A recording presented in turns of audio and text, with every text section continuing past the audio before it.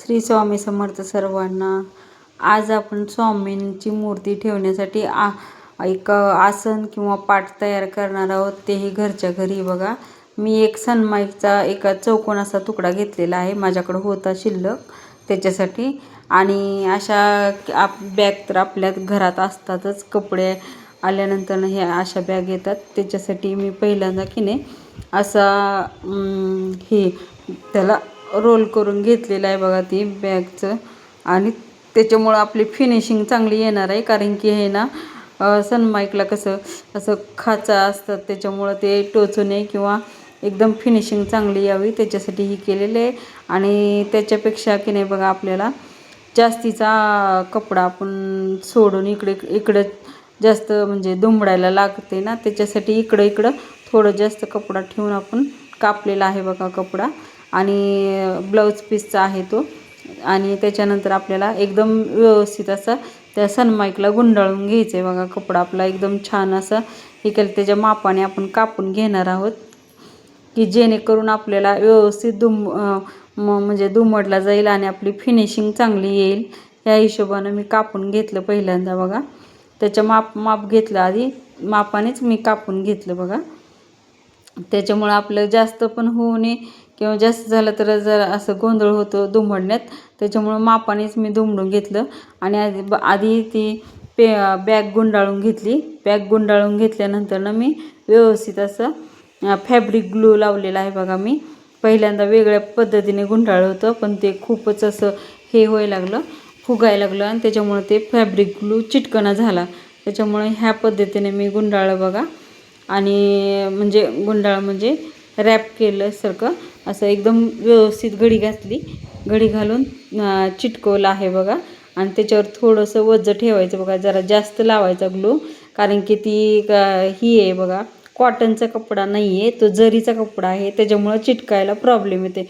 कॉटनचा कपडा कसा असा खळ असते, त्याच्यामुळं पटकीने चिटकला जातो, पण हा कपडा थोडासा जरीचा असल्यामुळे हा सारखा उभारत होता, त्याच्यामुळं थोडासा मला त्रास झाला बघा हे चिटकूपर्यंत। तुम्ही कॉटनचा घेत असला तर घ्या। मी ही एक चूक केली बघा, की कॉटनचा घेतला नाही, जरीचा घेतला। म्हणलं कॉटनचा कलर गेला म्हणजे पुन्हा चांगलं वाटत नाही, त्याच्यासाठी मी कॉटनचा वापरला नाही, जरीचा वापरला।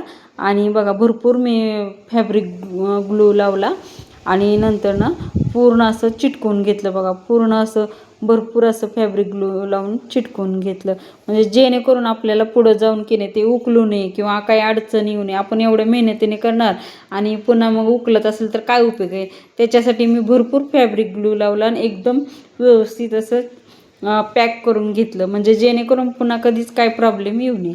आता आपल्याला ह्याचे पाय करायचे आहेत बघा, किती छान चिटकून बसलेलं आहे बघा ते एकदम। आणि त्याचे पाय करण्यासाठी माझ्याकडं काहीच नव्हतं, त्याच्यामुळं मी फेविक्विक घेतलं आणि आपल्या ह्याचे बिस्लरीच्या बॉटलचे टोपण असतात ना, ते टोपण घेतलेले आहेत बघा। हे खूप मजबूत असतात बरं का, हे टोपण काहीच होत नाही आणि आपल्याला दिसायला पण चांगलं पण दिसतं।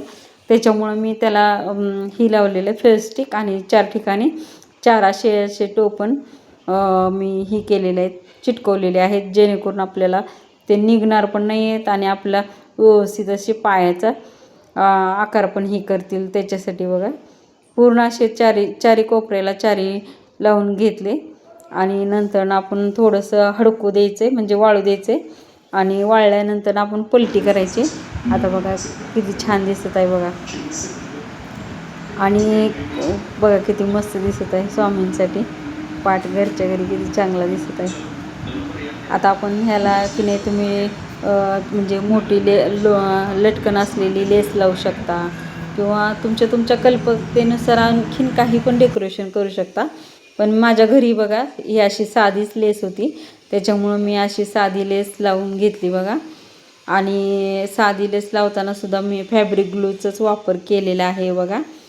आणि नंतर मी असं आधी म्हणजे इकडून पण फॅब्रिक ग्लू लावून लेस लावलेली आहे आणि एकदम घट्ट हे असं केलेले, आणि दुसरीकडं पण फॅब्रिक ग्लू लावून असं दुसरीकडनं पण रॅप केलेली आहे बघा थोडक्यात लेस।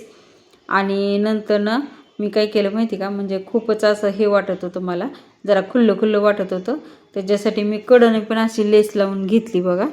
कडनं लेस लावल्यामुळं खूप छान वाटत होतं बरं का। कडनं लेस लावल्यामुळं.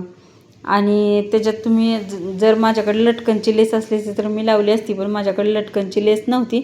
तुमच्याकडे जर असं अवेलेबल असेल तर तुम्ही लटकनची लेस लावू शकता, अशी कांड्या वगैरे किंवा लोंबते मोती, ते खूप छान दिसतं तसं लावलं तरीसुद्धा. तुम्ही तशी पण वापरू शकता, पण माझ्याकडे ही साधीच होती बघा. मी असे हे केलेलं आहे, लावून घेतलेलं आहे बघा लेस, त्यामुळं खूप चांगलं दिसत होतं. आता बघा मला जरा थोडंसं मोकळं मोकळं वाटत होतं, त्याच्यामुळं मी साईडनं पण एक लेस लावून घेतली बघा. त्याच्यामुळं आणखीन जरा लुक जरा छान वाटला. आणि एकदम म्हणजे 5 मिनटात होणारं, न खर्चाचं, 1ही रुपया खर्च झालेला नाही. 5 रुपये फक्त फेविस्टिकला खर्च झाले, बाकीचं सगळं काही घरच्या घरीच. बघा हा पाट तुम्ही आहे ना उंबऱ्याच्या बाहेर दिवा लावण्यासाठी सुद्धा तुम्ही यूज करू शकता, किंवा डेकोरेशन करण्यासाठी पण यूज करू शकता, किंवा आपण घरातला कलश आहे ना देवघरातला तो ठेवण्यासाठी पण यूज करू शकता. ह्याचे यूज भरपूर आहेत. तुम्हाला कसं